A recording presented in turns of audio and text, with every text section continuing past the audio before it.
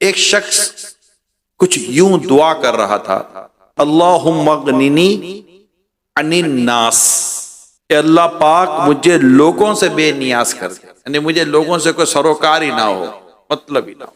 सहाबी रसूल हजरत अब्दुल्ला बिन अब्बास रदियल्लाहु ताला अन्हुमा ने सुना तो फरमाया, ए शख्स, मैं देख रहा हूं कि तुम अल्लाह पाक से मौत की दुआ मांग रहे हो। बेशक इंसान जब तक जिंदा हैं एक दूसरे से बेनियाज तो नहीं हो सकते, एक दूसरे से वास्ता तो पड़ेगा, जरूरत तो पड़ेगी। आपने फरमाया तुम इसकी बजाय ये दुआ मांगो, अल्लाहुम्मा अगनिनी अन शिरारिन नास, यानी ए अल्लाह पाक मुझे बुरे लोगों से महफूज फरमा। कितनी खूबसूरत और प्यारी दुआ आपने बयान की कि ये दुआ मांगी, या अल्लाह मुझे बुरे लोगों से महफूज फरमा। वरना आदमी का एक दूसरे से वास्ता तो पड़ता ही है। बुरे लोग, बुरी सोहबत, बुरे दोस्त, बुरी गैदरिंग, ये बहुत नुकसानदेह है, बहुत नुकसानदेह। इंसान शुरू में ना अपने घर से तरबियत लेता है, इसमें तो कोई दो राय नहीं। जब आप और हम बच्चे थे तो 3-4 साल की उम्र थी, अब बाहर थोड़ी निकलते थे हम घर में ही हैं, तो या तो हम घर में सीखते हैं, उसके बाद हमें किसी तालीमी इदारे में दाखिल करवा दिया जाता है, ख्वाह स्कूल हो या मदरसा हो, वहां गैदरिंग होती है, उस्ताद होता है, फिर हम वहां सीखते हैं, तो वहां का माहौल होता है।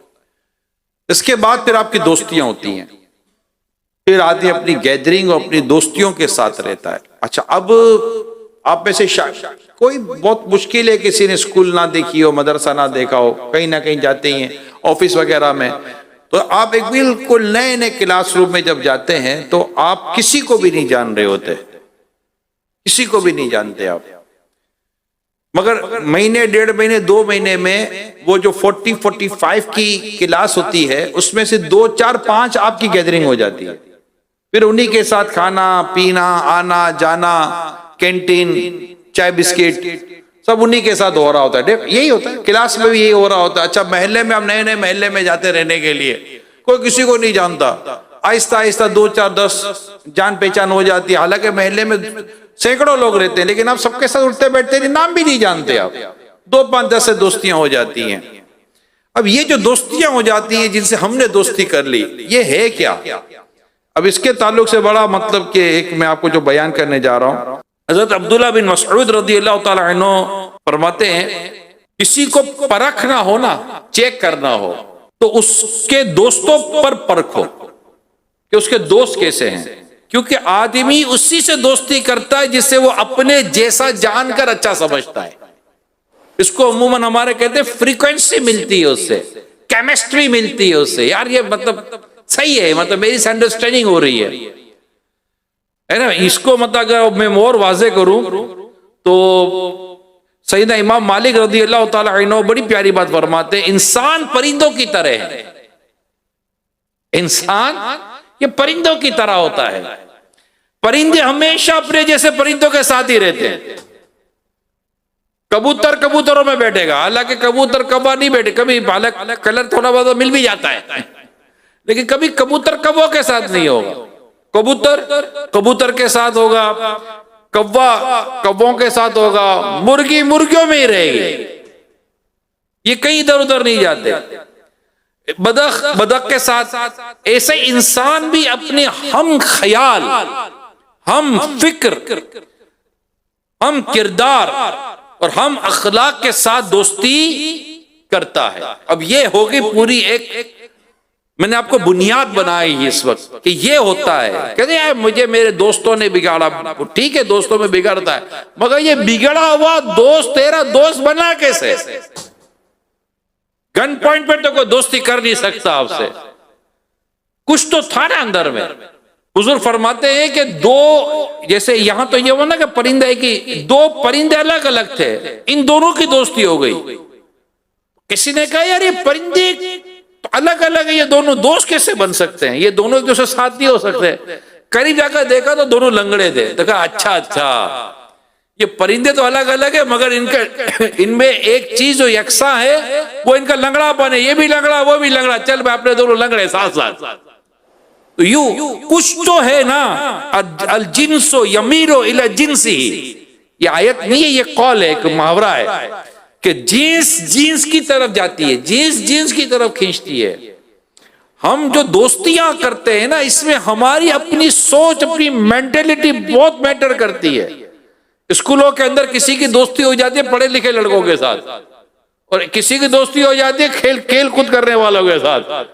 वो मतलब कि वो पढ़ने में लगे हुए होते हैं और वो नाचने कूदने में लगे हुए होते हैं। वो इसी तरह हो रहा होता है, महल्ले में भी ये होता है।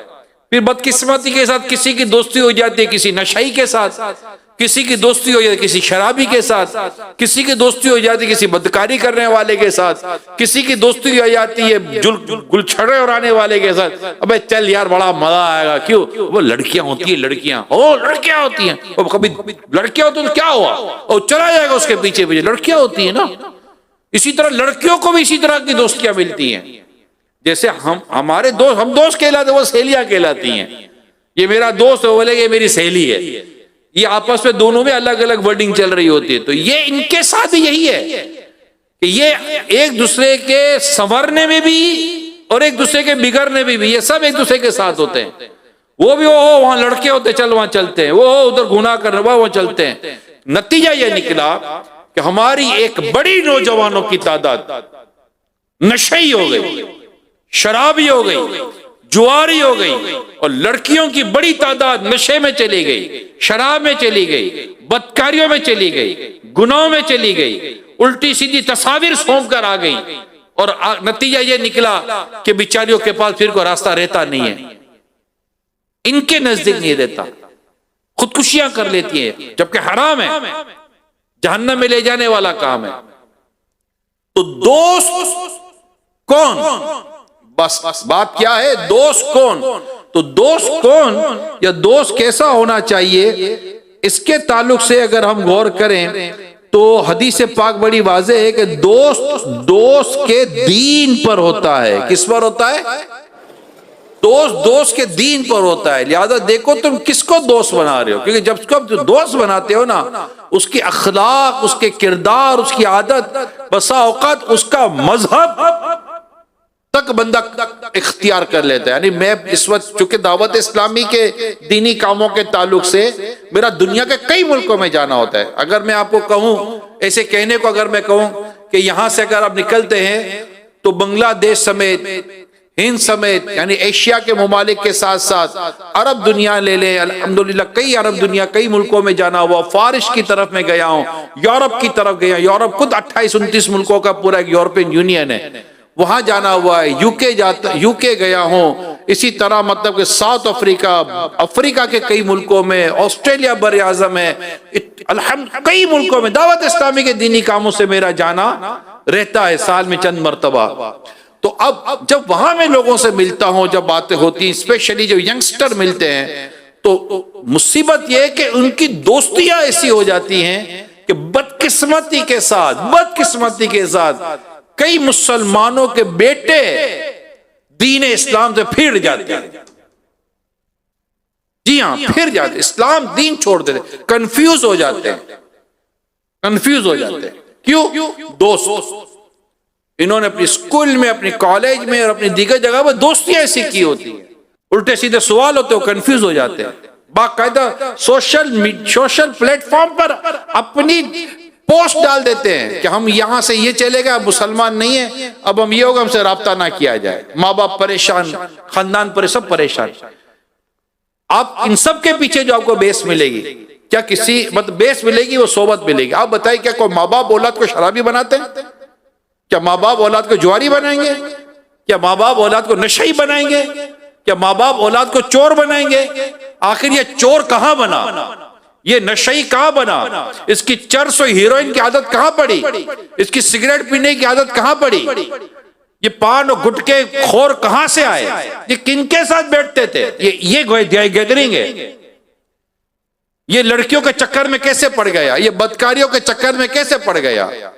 अच्छा खासा मजहबी इस्लामी भाई पूरी दाढ़ी, सर पर इमामा शरीफ, सुन्नत तो बड़ा लिबास।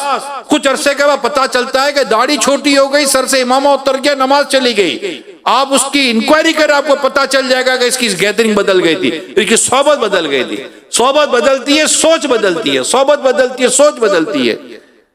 आहिस्ता आहिस्ता तो कहां के कहां निकल जाता है। हमने खुद देखे हैं, हमने खुद देखे, हैरान हो जाते, या गोस्पाक, इसको क्या हो गया, इसको क्या हो गया। गैदरिंग, सोच बदल जाती है।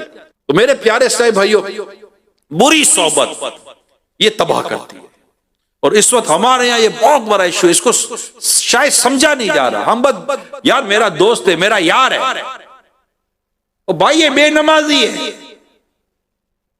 ये फिल्में ड्रामे देखने वाला है। आपने देखा होगा बादों का दोस्त, अब चल बड़ा मम्मी डैडी वाला आया, ये सुना होगा आपने।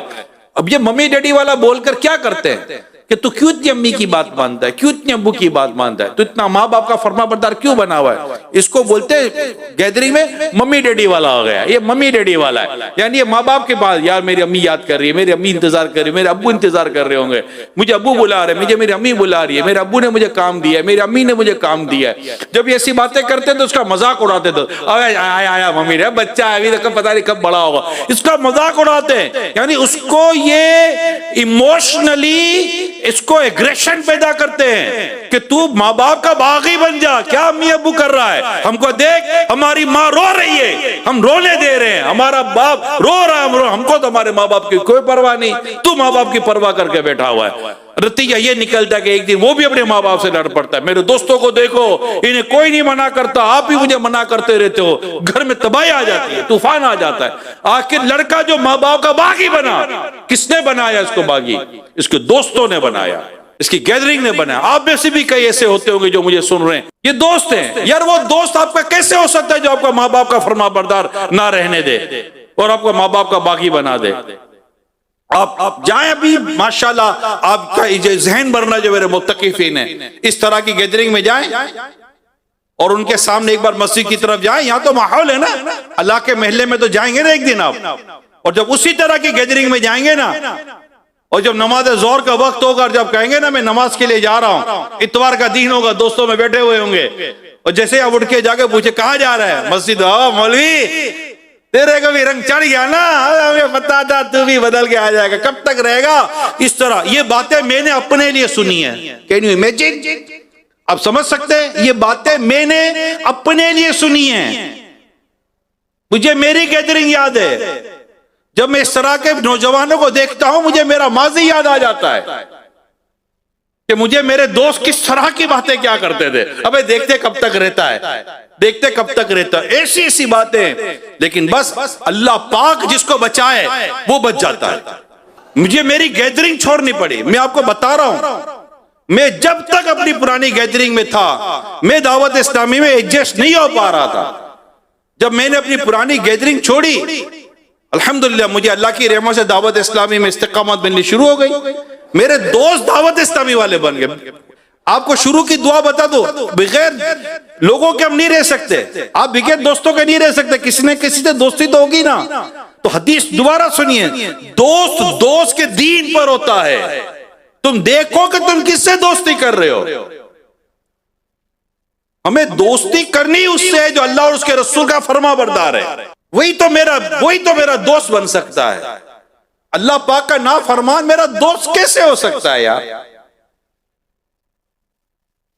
तो हम आज ये तहिया कर ले। मुझे मदनी चैनल पर इस्लामी भाई, इस्लामी बहनें जो भी देख रहे हैं आप, आज आप ये बात डिसाइड कर लें, डिसीजन पॉइंट पर आए कि मुझे नाफरमान दोस्त नहीं चाहिए। उनको मैसेज नहीं कर देना तुम नाफरमान हो, मैं आज से तुम्हारी दोस्ती छोड़ता हूं, कोई जरूरत नहीं है। आप बस अपने रब की लो लगा लो।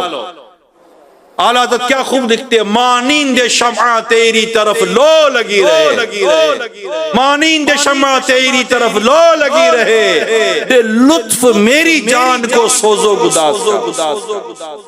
बस अल्लाह पाक की ऐसी मोहब्बत नसीब हो जाए, रसूल पाक सल्लल्लाहु अलैहि वसल्लम ऐसी मोहब्बत नसीब हो जाए कि बस हमारी जिंदगी यूं बदल जाएगी। आप अपना विजन बदलें, अपना मिशन बदलें। हम जो दोस्तों में गुलछड़े उड़ाने के लिए, दोस्तों में टाइम पास करने के लिए पैदा नहीं हुए। हम तो अल्लाह पाक और उसके प्यारे हबीब के दीन पर अमल करने और दीन को फैलाने के लिए आए हैं।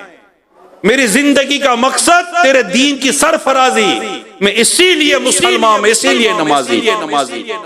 हम ये वक्त बर्बाद करने के लिए पैदा हुए नहीं, हम इबादत के लिए पैदा हुए। मेरे इस्लामी भाइयों, बिलखुसूस मेरे नौजवानों, जवानी हजरत अली अकबर की भी थी रज़ी अल्लाह तआला अन्हु, करबला में शहीद हुए।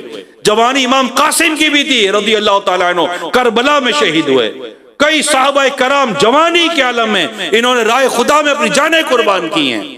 आप जितने औलिया कराम बुजुर्गों के वाक़यात पढ़ते हैं, आइमे मुज्तहिदीन के वाक़यात पढ़ते हैं, इमाम गजाली ले लें, इमाम बुखारी ले लें, इमाम मुस्लिम ले लें, इमाम आज़म, इमाम मालिक, इमाम अहमद बिन हम्बल, इमाम शाफी, इन्होंने क्या बुजुर्गी में जाकर इल्म दीन हासिल किया था? नहीं, बचपन से ही इल्म दीन सीखने में लग गए थे। इन्होंने अपनी जवानियां इल्म दीन सीखने में और राह खुदा में गुजारी हैं। ये मुहद्दिस बन गए, ये मुफस्सिर बन गए, इस्लाम और दीन की खिदमत करने वाले बन गए। लाखों करोड़ों उलमा और मशाइख हमारे आने गुजरे हैं और गुजरते चले जाएंगे। ये भी तो अपनी जिंदगी गुजारते हैं। और एक हम हैं, हमारे नजदीक भाई यही है कि भाई इसके साथ बैठो, उसके साथ बैठो, उसके साथ बैठो। नहीं प्यारे इस्लाम, हम इसलिए नहीं है। हम तो आका की बारगाह में ये अर्ज करेंगे, हम आका की बारगाह में ये अर्ज करेंगे, मेरे तो आप ही सब कुछ है रहमत आलम।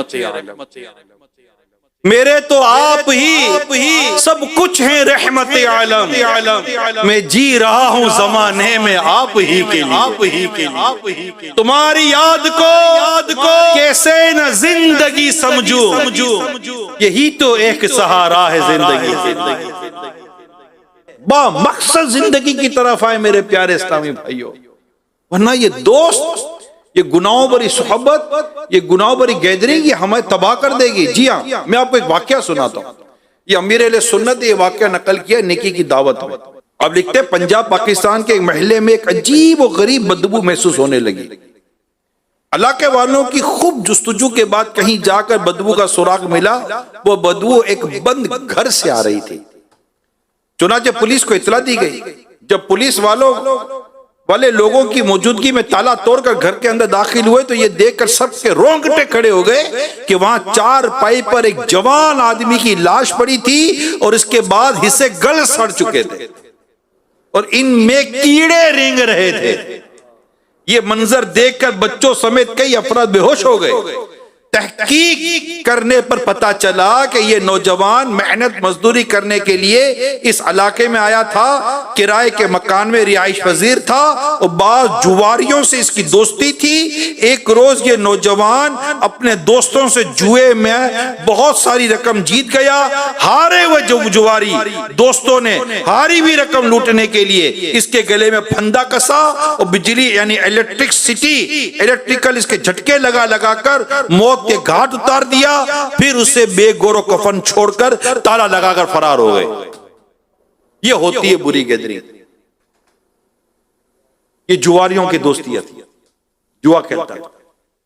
मैं तो एक वाकया, मैं पूरा वाकया आज तक मैंने नहीं सुनाया। मैं जब वो वाकया पढ़ा, कई पेजेस पर वो वाकया मेरे पढ़कर रोंगटे खड़े हो गए थे। मैं आपको सही बता रहा हूं, दिमाग काम नहीं करता था। मैं वो वाकया बहुत सेंसर करके सुनाता हूं। एक नौजवान घर के अंदर उसको नशे की लत पड़ गई। अच्छा मतलब के वेल फैमिली नौजवान था, नशे की लत पड़ गई। दोस्त मिल गए इसको, नशा थोड़े दिनों तक इसको नशा देते रहे, यानी कि मुफ्त देते रहे। आहिस्ता आहिस्ता फिर वो पैसे से देते रहे। अब वो लड़का फिर इधर से पैसे मारता, उधर से पैसे मारता। घर के हालात खराब होने लगे, इसके हालात खराब होने लगे। एक दिन चूंकि सारा काम चुप कर करता था, एक दिन उसकी बहन को पता चल गया कि मेरा भाई नशा कर रहा है। अब इसकी बहन ने इसको पकड़ा और कहा कि मैं तो अम्मी अब्बू को बताऊंगी। वो मिन्नत समाजत करने लगा और बड़े ड्रामे किए, नहीं मैं नहीं करूंगा, ये वो कराकर बहन को तो इसने सेट कर लिया। अब बोले अब क्या करूं। एक दिन बहन को चक्कर लगाने के बहाने ये अपने साथ ले गया और उन्हीं दोस्तों के साथ, और अपनी बहन को भी इसने नशे का आदी बना दिया। अब बहन भी नशे की आदी हो गई। आहिस्ता आहिस्ता बहन को नशा चाहने लगा। अब बहन वहां नशे की आदि हुई, यहां भाई देख रहा था कि मेरी बहन तो नशे की आदि हो गई है। एक दिन बहन गई तो वापस ही नहीं आई, मैं बहुत सेंसर किया, मैंने बहुत सेंसर किया। यूं समझे कि मैंने 10 सफ़ों को 2 सफ़े में आपको बयान कर रहा हूं। एक दिन बहन घर आई नहीं, क्योंकि बहन जब भी नशा चाया होता था बहन वहीं चली जाती थी जहां नशा चाहता था। अब वो नशे के नाम पर बहन से पैसे नहीं लेता था, बहन से कुछ और लेता था उसकी। यानी उसने अब अपना जिस्म बेचना शुरू कर दिया नशे के लिए। और उसको इस जगह पर लाने वाला कौन था? इसका नशे वाला भाई। एक दिन जब बहन घर नहीं आई तो जब तहकीक की गई, ढूंढा गया, तो पता चला कि इसकी बहन वहीं उसके दोस्त के घर पे मिली, जहां दोस्त भी मरा हुआ था, बहन भी मरी हुई थी, दोनों नशे की हालत में पाए गए। अब भाई तो बोले जैसा भी नहीं था ना, भाई जिंदगी भर पछताता रहा, हाय अफसोस मैंने क्या कर दिया। अब भाई का नशा छूट गया, मगर बहन जो चली गई उसका क्या? नशे की आदत कहां लेकर गई उसको? मैं तो ये परेशान, यानी नशा जो इस वक्त मैं नशे को खास टारगेट कर रहा हूं। more than 70% हमारे जो कॉलेज यूनिवर्सिटी है ना, इसमें इस वक्त नशा जा रहा है, नशा बिक रहा है और नौजवान नशों के आदी बन रहे हैं। ये नशे का आदी नौजवान कहां बनता है यार? दोस्तों में बनता है। क्या अब तक आप नशे के यही आपको नहीं लगेगा? अरे मेरा दोस्त है, मेरा पक्का दोस्त है, ये किसी नशा माफिया का एजेंट बना हुआ होगा आपका दोस्त, जो आपको नशे के आदी बनाकर वहां से पैसे बटोरेगा और आपको नशे का आदी बनाएगा, आपसे चीजें लेगा, घर के सामान बिकवाएगा। अब सोचिए कि जिन माँ बाप ने अपनी औलाद को जवान किया, बड़ा किया, आज उसका बच्चा उसकी आंखों के सामने नशे का आदी बन गया, शराब का आदी बन गया। बुरी मौत अलग और ये सारे मामलात अलग। इमाम ज़हाबी रहमतुल्लाह तआला अलैह फरमाते, एक शख्स शराबियों की सोबत में बैठता था, जब इसकी मौत का वक्त करीब आया तो किसी ने इसे कलीमा शरीफ पढ़ने की तलकीन की, मगर अफसोस उसे आखिरी वक्त कलीमा पढ़ना नसीब ना हुआ। कलीमे की जगह उसने कहा तुम भी पियो और मुझे भी पिलाओ। ये कहते हुए वो दुनिया से रुखसत हो गया। यूं ही एक शतरंज खेलने वाले का आखिरी वक्त आया तो उसे कलीमा पढ़ने की जब तलकीन की गई तो उस पर इसने कलीमे की जगह कहा शाह का, यानी तेरा बादशाह। ये कहते ही उसका दम निकल गया। यानी मैंने आपको नशई, शराबी और ये शतरंज वगैरह जो खेलते हैं, इनके साथ उठने बैठने वालों के अंजाम बयान किए। बेनमाजी ये कम गुनाहगार नहीं है, ये बदकारियां करने वाले कम गुनाहगार नहीं है, ये यहां वहां अपनी आंखों को गंदी करने वाले कम गुनाहगार नहीं है। बल्कि मैं अब उनसे कहता हूं जो तुम ये अपनी आंखों को जो गंदा करते फिरते हो ना, और दूसरे की लड़कियों को, दूसरे की मां बहनों को तारते फिरते हो, तुम्हें पता है तुम्हारा अंजाम यह है कि तुम्हारा दोस्त कभी तुम्हें अपने घर लेकर तो नहीं जाएगा, क्योंकि तुम्हारा दोस्त जानता है कि तू बेशरम, बेगैरत और बेहया इंसान है। तू दुनिया भर की औरतों को तारता है कि इसके घर पे जाके इसकी मां बहनों को छोड़ेगा।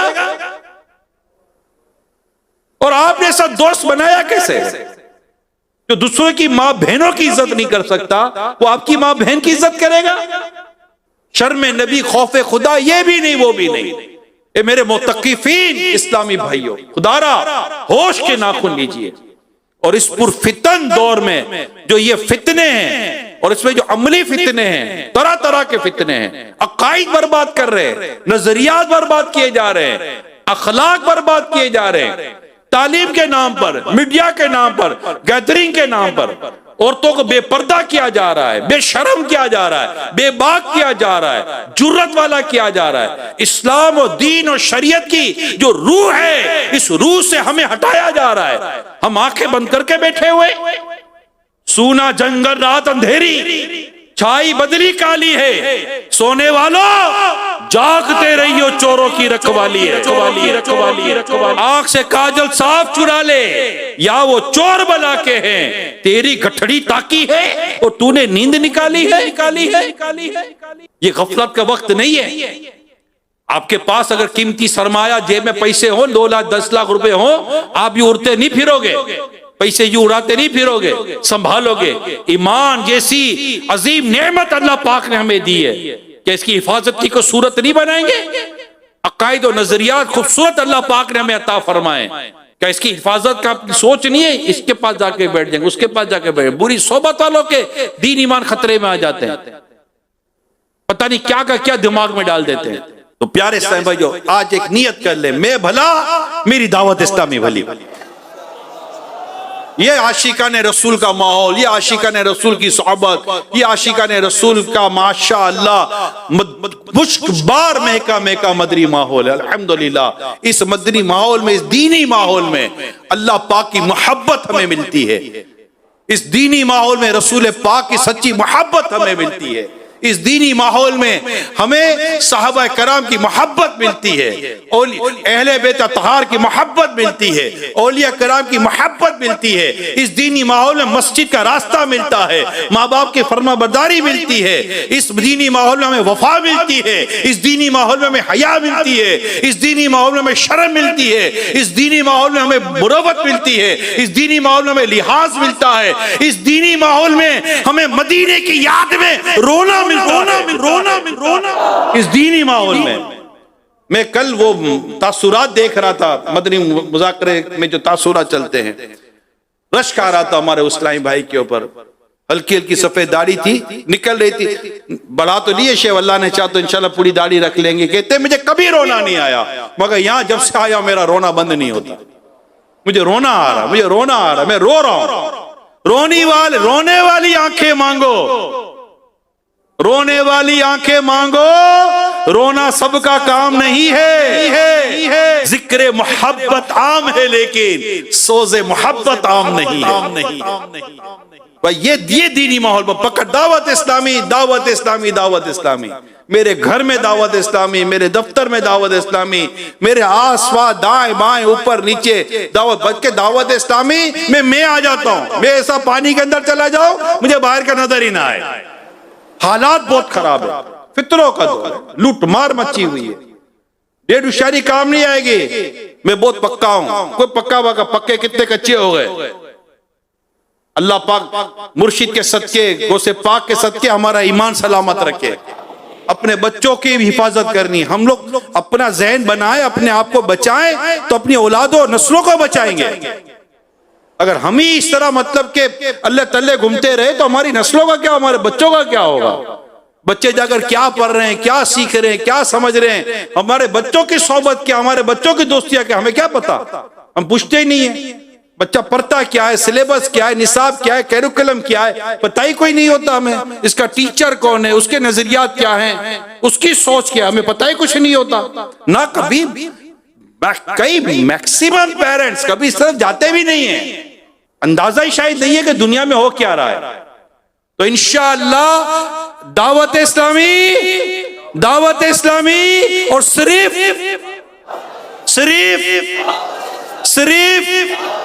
दावत इस्लामी इंशाअल्लाह अज़्ज़ा वजल। सल्लु अलल हबीब।